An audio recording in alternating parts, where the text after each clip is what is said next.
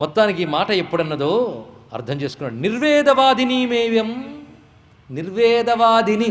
ఇప్పుడు ఇవిడికి పేరేమిటి? నిర్వేదవాదిని. ఇది వరకు భోగవాదిని. నిర్వేదం అంటే వైరాగ్యం. పరీక్ష లోకాన్ కర్మచితాన్ బ్రాహ్మణో నిర్వేదమాయాత్ అంటుంది ఉపనిషత్తు. కర్మతో పక్వమైపోయి ఏడుస్తూ నవ్వుతూ చస్తూ పోతూ ఉన్న లోకాన్ని చూసి బ్రహ్మవేత్తకి వైరాగ్యం కలుగుతుంది. బ్రహ్మ జిజ్ఞాసుకి, వేత్త కనద్దులండి, జిజ్ఞాసుకి వైరాగ్యం కలుగుతుంది. అక్కడ లోకం తీరు చూసి వైరాగ్యం కలగాలండి. అందుకే లోకాన్ని బాగా స్టడీ చేయాలి. గొప్ప లౌకిక జ్ఞానం అవసరం. ఎందుకు? నిస్సారం అని తెలుసుకోవడానికి ఇది చాలా అవసరం. ఎందుకంటే బ్రహ్మసూత్రాల్లో అనేక లోకాల వర్ణన ఉంది. ఇన్ని లోకాల వర్ణన ఎందుకు చేశారంటే ఇవన్నీ మిథ్యలని తెలుసుకోవడానికి అన్నారు శంకర భగవత్పాలు ఒక్క మాటతో. అది తెలియాలి. ఇప్పుడు నిర్వేదవాదిని, ఏం మాటలండి, అవి వదులుకోలేకపోతున్నా. అందుకే ఆ మమకారం కొద్దీ కథాగిపోతుంది. నిర్వేదవాదిని మేవి మనోర్దుహితరం ముని. ఎప్పుడైతే వైరాగ్యం కలిగినటువంటి ఆమె మాటలు విన్నాడో దయాస్వభావంతో ఒక్కసారి ధ్యానం చేసి, నువ్వు ఇన్నాళ్ళు జీవితం మామూలుగా గడపలేదు, కేవలం భోగపరాయణం కాదు, ధృతవ్రతాసి. ఒక గృహిణి ఏ వ్రతపాలన చేయాలో అవి చేసావు, ధర్మం పాటించావు, ధర్మంతో భోగం అనుభవించావు. అంతకని భోగం కోసం ధర్మాన్ని ఎప్పుడు విడిచిపెట్టలేదు. దమేన నియమేన, ఇంద్రియ నిగ్రహాన్ని పాటించావు, నియమాలు పాటించావు, తపస్సును ఆచరించావు. మనం సంపాదించిన ధనాన్ని దానాధికారికి వినియోగించావు. ఒక గృహిణి చేయవలసినవన్నీ చేశావు. పైగా ఇంత పవిత్రంగా నువ్వు ఉన్నావు గనకనే నీకు ఇవాళ ఈ కోరిక పుట్టింది. ఇప్పుడు మనకి సాక్షాత్ నారాయణుడే పుత్రుడిగా కలుగుతాడు, ఆయన ఇచ్చినటువంటి వరము అని అన్నాడు. అప్పుడు నారాయణ తేజస్సు కర్దముల్లో ప్రవేశించింది, తద్వారా ఆమె గర్భంలో ప్రవేశించింది. నారాయణుడు ఆవిర్భవించబోతూ ఉన్నాడు.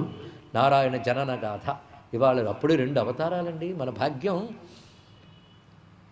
ఇక్కడ మనం గమనించవలసిన గొప్ప అంశం ఒకటి ఉంది, కొంచెం లోతుగా పరిశీలిద్దాం.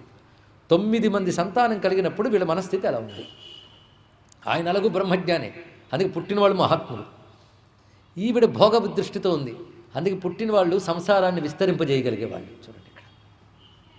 ఇప్పుడు ఆవిడ స్థితి పూర్తి వైరాగ్యంలోకి వెళ్ళింది, ఈయన అలాగూ వైరాగ్యంలో ఉన్నాడు. ఆ స్థితిలో కలుగుతుంది నారాయణుడు. అంటే కలిగే సంతానానికి తల్లిదండ్రుల మనప్రభావం కూడా ఉంటుంది. లేకపోతే పుట్టబోయేవాడి ప్రభావాన్ని అనుసరించి వీళ్ళ సంస్కారాలు మారతాయి అని కూడా అనుకోవచ్చు. అలాంటి సంస్కారాలు ఉంటే కానీ ఇలాంటి అవతారం దొరకదు అని కూడా తెలుసుకోవచ్చు. ఎందుకంటే కలిగే సంస్కారం లేదా కలిగే సంతానం ఎలాంటి వాడంటే బ్రహ్మ విద్యను బోధించబోయే వాడు పుడుతున్నాడు కనుక బ్రహ్మ విద్యకు అర్హమైన వివేక వైరాగ్యం ఆవిడికి కలుగుతుంది, జ్ఞాన సహితమైన వైరాగ్యం అనుకున్నది. ఇక్కడ రెండింటికి తెలుసుకోవాల్సినటువంటి ఇక్కడ ఇప్పుడు అర్థమైంది కదా. ఇది పురాణాల్లో లోతుగా పరిశీలించవలసినది. ఇప్పుడు జెనెటిక్స్ గురించి చాలా చాలా మాటలు మనకు వస్తున్నాయి, జన్యుశాస్త్రపరమైనవి. కానీ మనస్సంస్కారాలు కూడా సంతానం యొక్క కలయికలో పనిచేస్తాయని, కాలము యొక్క ప్రభావం కూడా ఉంటుందని సూక్ష్మమైన అంశాలని పురాణం చెప్తుంది. ఈ విషయాలపై రీసెర్చ్ చేసే సైంటిస్టులు ఎప్పుడు వస్తారో మనకు తెలియదు. ఎందుకంటే పురాణాలు కేవలం కాలక్షేప కథలనే దృష్టి నుంచి మనం ఇప్పటికీ బయటకు రాలేకపోతున్నాం. ఇది ఆలోచించండి. ఎందుకంటే అత్యంత సూక్ష్మమైన ఒక కణం ఒక రూపం ధరించి బయటకు వచ్చి చెట్టు అంత ఎదగడం ఆశ్చర్యం కాదు. ఆలోచించండి. ఇక్కడ అంత సూక్ష్మంగా ఉంటాయి ఇవన్నీ కూడా, అంత సూక్ష్మం. అందుకే కాలము, తల్లిదండ్రుల మనస్థితి, సంస్కారములు, ఇవి సహజంగా సంస్కారాలు రావు గనుకనే వేదంతో రకరకాల సంస్కారాలు చేస్తారు. వివాహ సంస్కారం, గర్భాధాన సంస్కారం, ఇవన్నీ కూడా సత్సంతానం కలగడం కోసం పశుప్రాయమైన మానవ జీవితాన్ని శుద్ధి చేయడానికి ఋషులు ఏర్పరిచిన పద్ధతులు. అలాంటి తపోజీవులు లేని మహాత్ముల విషయానికి చెప్పడానికి ఏమున్నది?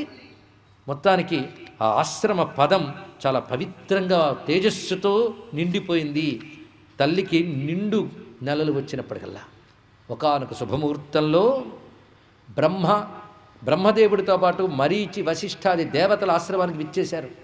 ఏమిటా అని అందరూ ఆశ్చర్యపోతూ ఉంటే బ్రహ్మదేవుడు నమస్కారం చేశాడు తల్లికి. నీ గర్భంలో ఉన్నవాడు సాక్షాత్ నారాయణుడమ్మా. అయం సిద్ధగణాధీశ సాంఖ్యాచారై సుసమ్మత. ఇతడు సిద్ధగణములకు ప్రభువుతాడు, అదేవిధంగా సాంఖ్యాచార్యులు గౌరవించేవాడవుతాడు. లోకే కపిల ఇత్యాక్షం, ఇతడే కపిల మహర్షి, నీ కీర్తిని పెంచుతాడు అని చెప్తూ, నువ్వు ఇప్పటికే సత్సంతానాన్ని పొందో, వారిని సరైన యోగ్యుల చేతుల్లో పెట్టావు. ఎవరెవరికి ఎవరినిచ్చాడో ఇక్కడ చెప్తున్నాడు. ఇందులో కళ అనేటువంటి ఆమెను మరీచి మహర్షికి ఇచ్చాడు. అనసూయను అత్రికి ఇచ్చాడు. ఇప్పుడు అనసూయ ఎవరో తెలిసింది కదా, కర్దమ ప్రజాపతి సంతానం ఎవరో చూడండి. శ్రద్ధ అనే ఆమెను అంగిరస మహర్షికి ఇచ్చాడు. హవిర్భువ అనేటువంటి ఆమెను పులశ్చనికి ఇచ్చి వివాహం చేశాడు. గతి అనేటువంటి తన కన్యను పులహనుకిచ్చాడు. క్రియను క్రతువుకిచ్చాడు. ఖ్యాతిని భృగువుకిచ్చాడు. అరుంధతిని వశిష్ఠునికిచ్చాడు. ఇప్పుడు అరుంధతి ఎవరి సంతానమో తెలిసింది కదా. మొత్తానికి ప్రతి పురాణ కథలో కడుపు నిండా సైన్స్ అండ్ ఫిలాసఫీ 2 అంశాలు ఉంటాయి. ఇది తెలిస్తే చాలు. ఇక్కడ ఆ science 2, material science and moral science. 2 తర్వాత ఫిలాసఫీ 3 ఉంటాయి. ఆ కోణంతో పురాణాలను అధ్యయనం చేసిన తరం తయారు కావాలని మనం ప్రార్థన చేసుకుందాం. అక్కడ ఉన్నదే లేని తేవడం కాదండి. మళ్ళీ ఇది కూడా తెలుసుకోవాలి. ఇక్కడ పదాలు కొంచెం తగిలితే చాలు అర్థమైపోతుంది. క్రతువుకి క్రియ ఏమిటి, పులహునికి గతి ఏమిటి, ఆ పేర్లు మనకి గతి క్రియ పేర్లు ఎవరైనా పెట్టుకుంటారా, ఏదో ఉందన్నమాట. ఇది తెలిస్తే చాలు.